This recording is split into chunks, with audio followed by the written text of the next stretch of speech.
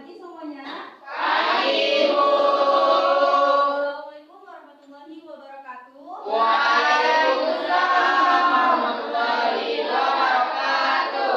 Oke, sudah siap semuanya untuk belajar hari ini? Siap. Karena sudah siap, alangkah baiknya kita memulai pembelajaran hari ini dengan mengucapkan basmalah terlebih dahulu. Bismillahirrahmanirrahim. Oke, hari ini siapa yang nggak hadir teman-teman? Hadir semua, Bu. Oke, alhamdulillah hadir semua. Oke, jadi semuanya yang ada di meja itu adalah alat tulis semuanya. Yang tidak berkepentingan boleh anak-anak masukkan ke dalam tas. Sudah siap semuanya? Sudah. Boleh Ibu bertanya, minggu kemarin kita belajar materi tentang apa? Gibah. Betul, minggu kemarin kita belajar gibah. Nah, untuk minggu ini kita akan belajar tentang rukun iman yang keenam. Itu apa, anak-anak? Iman. Nah,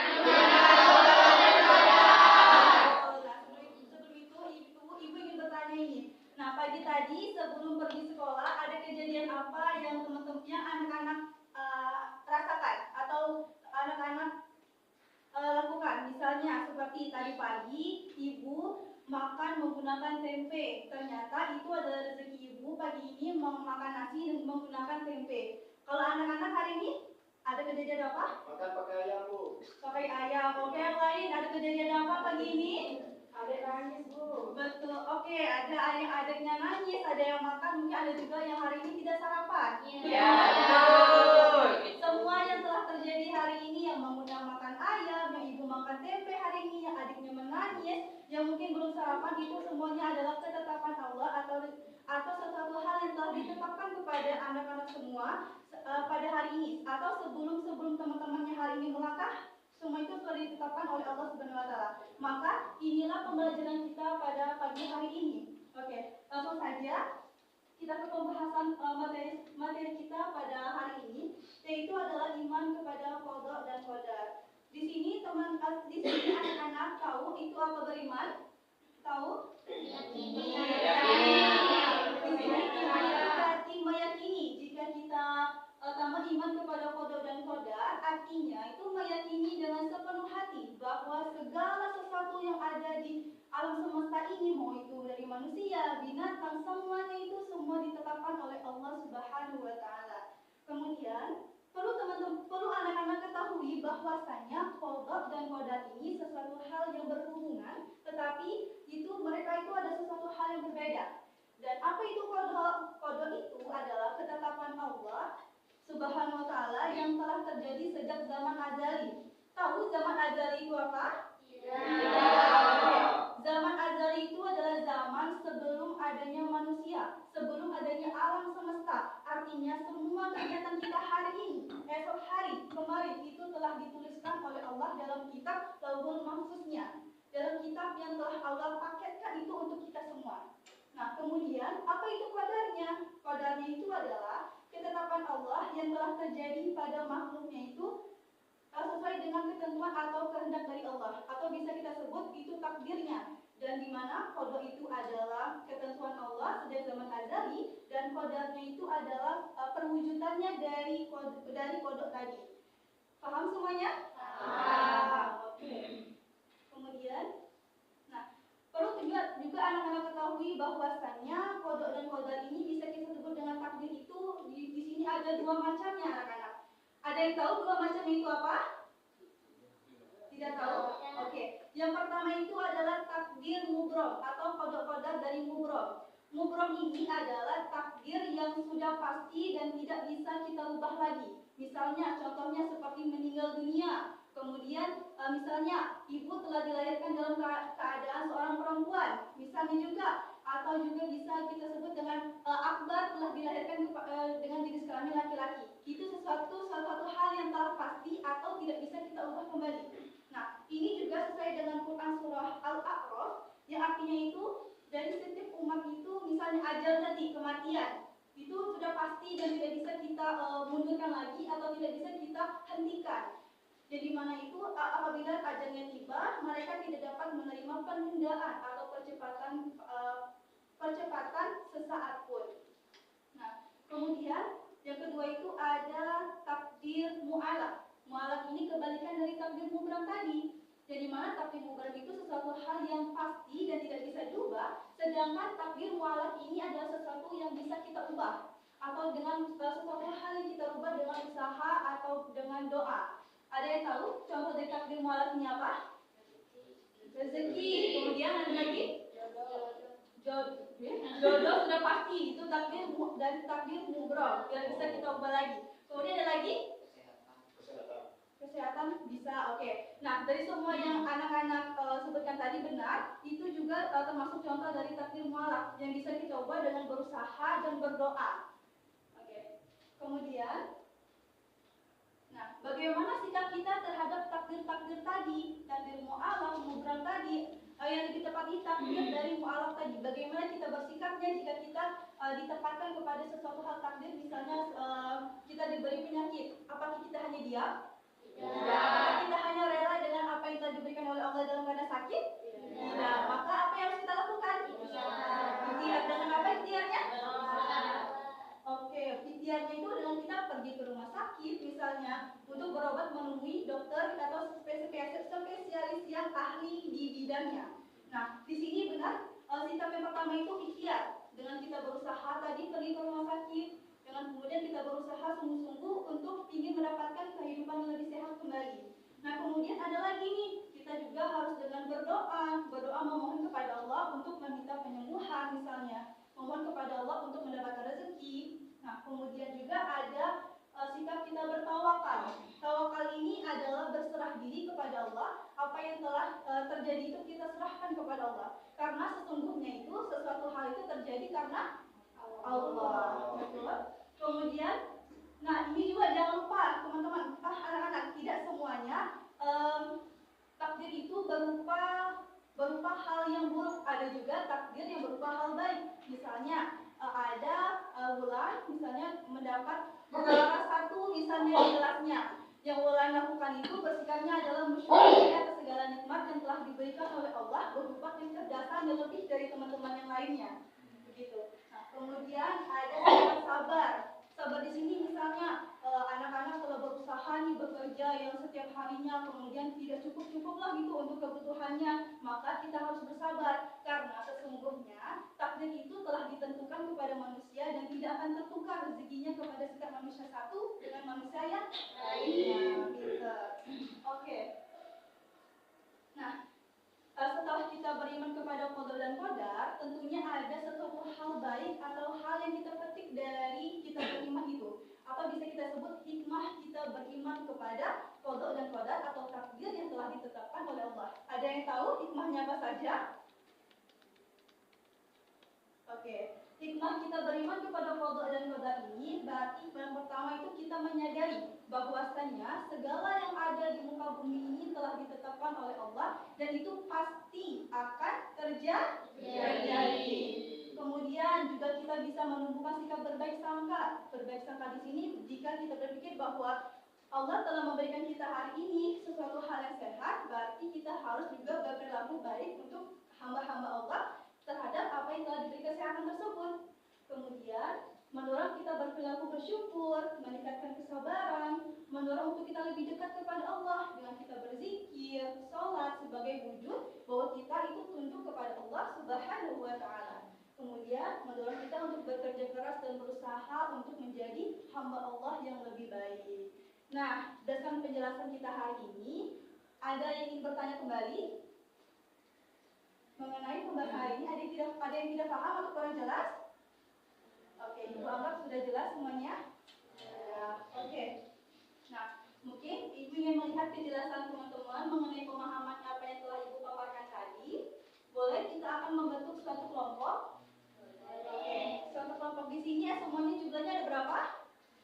15. Berarti ada satu kelompoknya ada orang 4, ada orang 5 dalam 4 kelompok, betul? Betul. Mega boleh pindah ke sini Mega? Ke belakang sini. Nah, Bulan dengan Bella boleh ke depan? Oh iya, duduknya itu boleh tidak? Duduknya itu mundur satu langkah dan sisakan satu kosong depan di sini.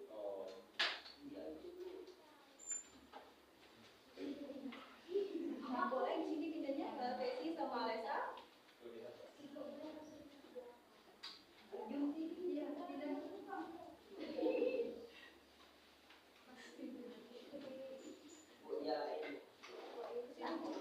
Ada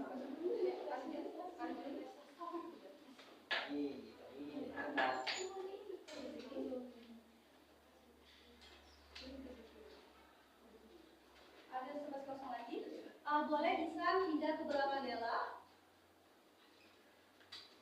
Ihsan dan Rangga boleh pindah duduk di belakang Devi.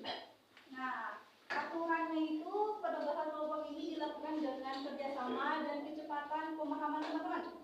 Nah, oke. Nanti Ibu akan memberikan lembar ini kepada teman-teman setiap satu kelompok teman-teman. Nah, di sini Ibu berikan untuk kelompok 1, 2, 3, dan 4. Nah, mungkin di sini anak-anak masih bingung dengan apa ini.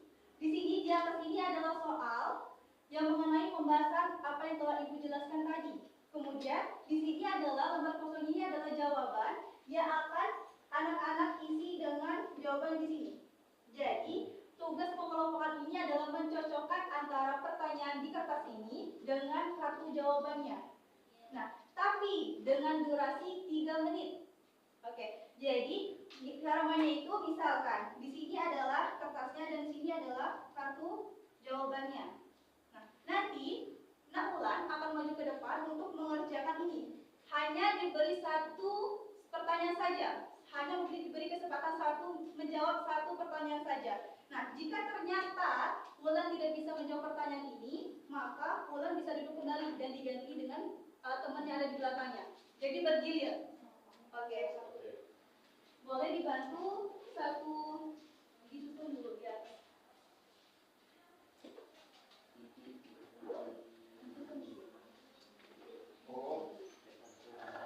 Nanti ada di kartu jawabannya ini juga ada double tick dan bisa teman-teman buka dan mereka di sana. Oke. Dan tetap ya jangan lupa kebersihan itu nomor 1. Oke, jadi sampahnya harus dikumpul kembali ya.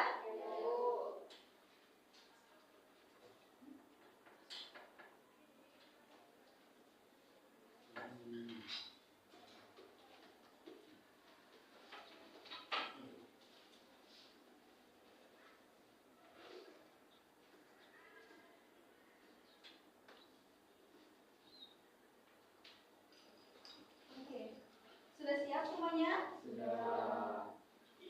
Kita mulai. 1, 2, 3. Mulai.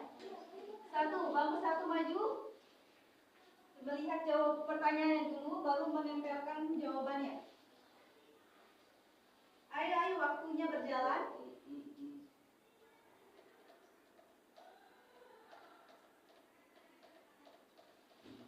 Lanjut. Satu baik, satu saja.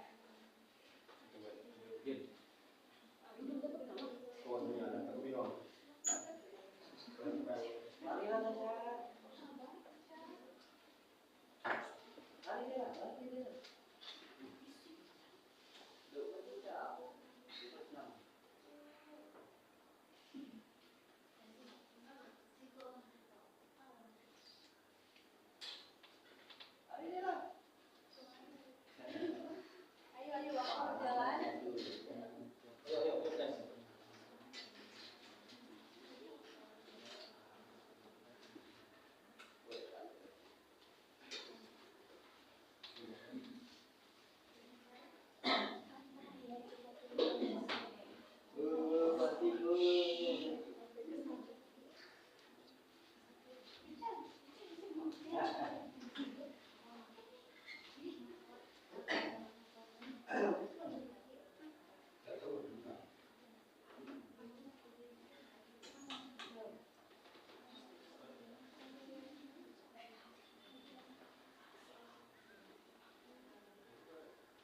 Ayo, waktu tinggal 1 menit.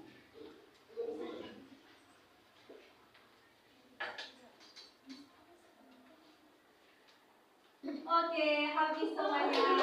Sudah habis. Oke, sudah. Sudah.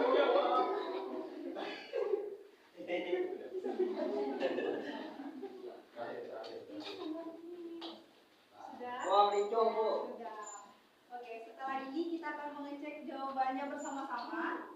Boleh Akbar dibacakan soal ini?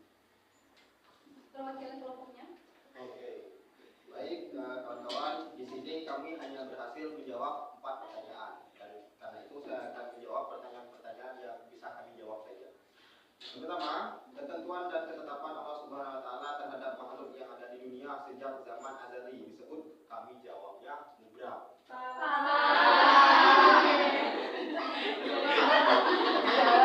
Oh, anak itu. Oke. 2, Bu. Nomor 2, takdir yang pasti terjadi dan tidak bisa dirubah dengan usaha manusia disebut takdir mu'allaq, Bu. Oke. Kemudian Nomor 3, Bu. Iman kepada qada dan qadar mengajarkan kita untuk menerima segala yang ada dengan tenang dan berusaha lebih bagaimana baik. temannya? Betul. Jadi ada 1 poin untuk membuka tadi. Terus lanjut. Oke. Yang keempat, agar mendapatkan takdir yang terbaik berupa kesuksesan dalam kehidupan sehari-hari, maka yang harus dilakukan adalah berusaha dengan sungguh-sungguh. Betul. Temannya? Betul. Oke, tepuk tangan dulu.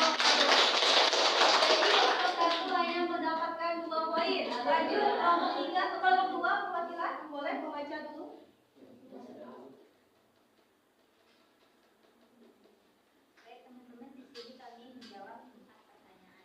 Pertanyaan pertama, ketentuan dan ketetapan Allah SWT terhadap makhluk yang ada di dunia sejak zaman azali disebut qada. Betul. Jadi 1 poin. Lanjut. Yang kedua, sikap berserah diri kepada Allah yang diawali dengan berusaha dan berdoa dengan sungguh-sungguh disebut tawakal. Betul. Lanjut. Yang ketiga, sikap berusaha dan sungguh-sungguh yang tergantung pada keyakinan usaha yang dilakukan oleh manusia disebut ikhtiar. Betul. Lanjut. Yang terakhir, Kan agar mendapatkan takdir yang terbaik, berusaha kesuksesan dalam kehidupan sehari-hari, maka yang dilakukan harus adalah menerima segala yang ada dengan tenang dan berusaha lebih baik. Salah. Bagaimana? Salah. Kurang tepat, Bu. Iya, salah ternyata. Oke, jadi kelompok 2 hanya mendapatkan 2 poin.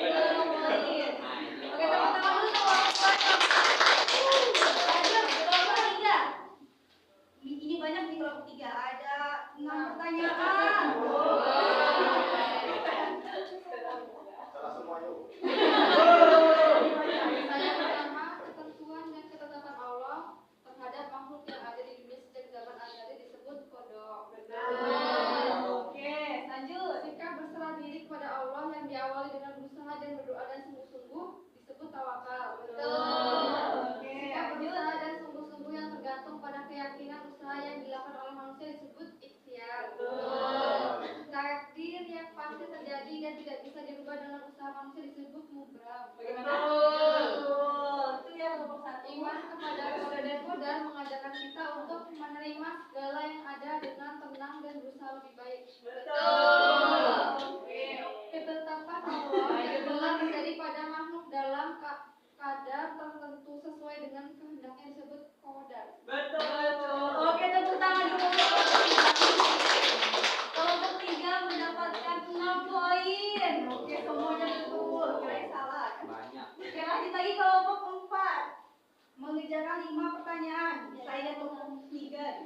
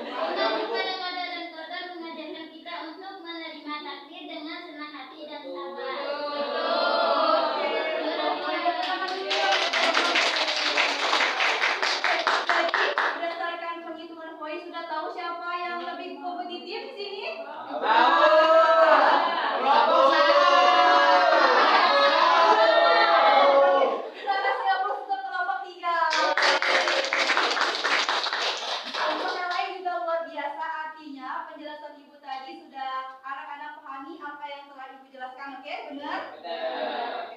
Berdasarkan penjelasan kelompok tadi, bagaimana perasaan anak-anak semuanya? Senang. Ada lagi?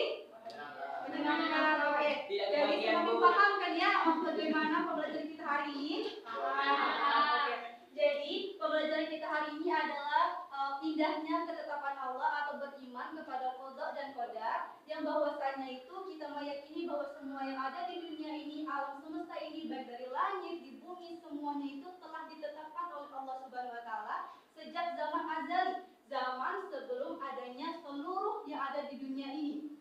Nah, yang dimana itu telah tertulis dalam kitab Lauhul Mahfuz, yang dimana itu sudah kita dipakaikan oleh Allah, semuanya telah ditetapkan, baik itu ke takdir kita hari ini, esok, ataupun sesuatu hal yang belum terjadi semuanya. Nah, oke. Dengan ini pembelajaran kita telah selesai. Iya, jangan lupa juga di buku bab 7 halaman 195 itu pilihan gada dan esai dikerjakan untuk tugas mandirinya agar pemahaman hari ini itu lebih jelas dan akan dikumpul pada pertemuan selanjutnya. Paham? Paham. Oke.